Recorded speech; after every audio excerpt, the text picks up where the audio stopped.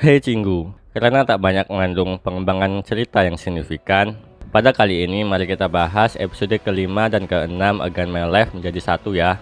Tentu masih ada beberapa hal yang menarik dan beberapa hal yang mulai jelas tentang apa peran beberapa karakter akan membantu Hiwu atau menjegalnya. Bareng aku Ahmad, yuk langsung kita bahas drama kita kali ini.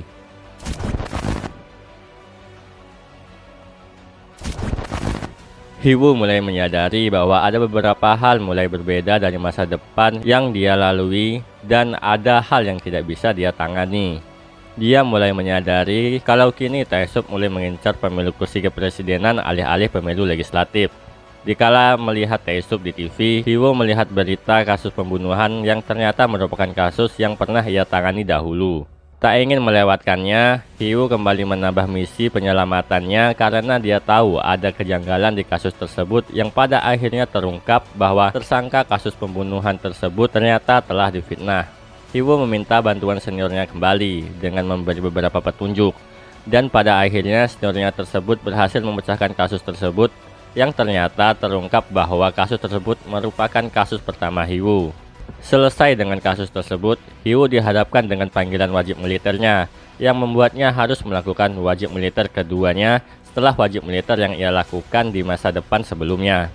Hiwu pun berpamitan dengan Kyuri, Minso, kakek lelang dan kedua orang tuanya, serta berpamitan dengan Hia di akhir karena ternyata Hia juga hendak belajar ke luar negeri.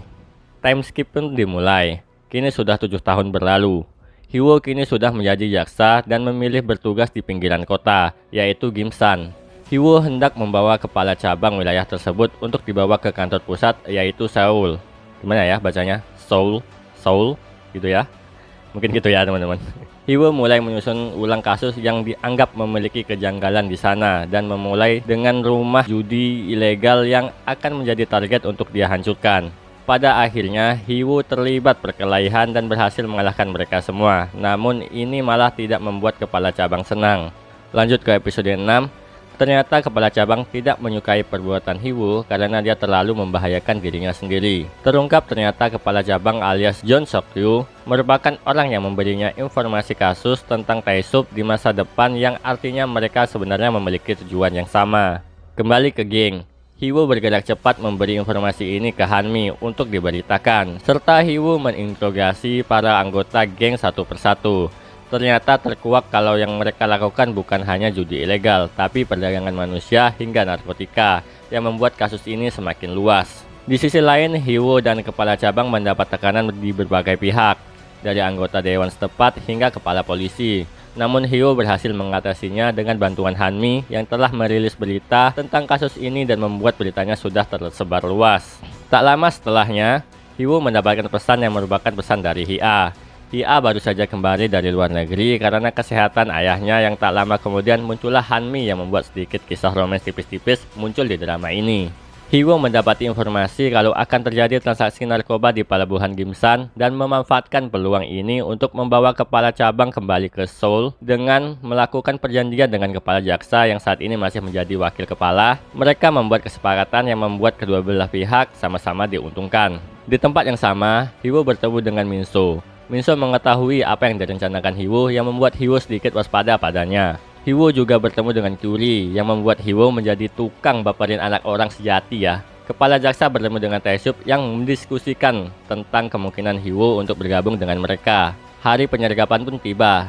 Tepat sasaran, ternyata memang terjadi transaksi narkotika di pelabuhan Gimsan dan episode pun berakhir dengan Hiwu mengarahkan tembakan tangan ke seseorang. Sekarang mari kita bahas beberapa detail perkembangan cerita di drama ini. Hiwu akhirnya mulai membangun timnya. Satu persatu peran dari timnya mulai terlihat. Pertama, Park Saman yang merupakan orang yang Hiwu selamatkan ayahnya. Sepertinya dia akan berperan sebagai hacker untuk Hiwu. Kedua, Hanmi yang akan berperan sebagai penerbit berita.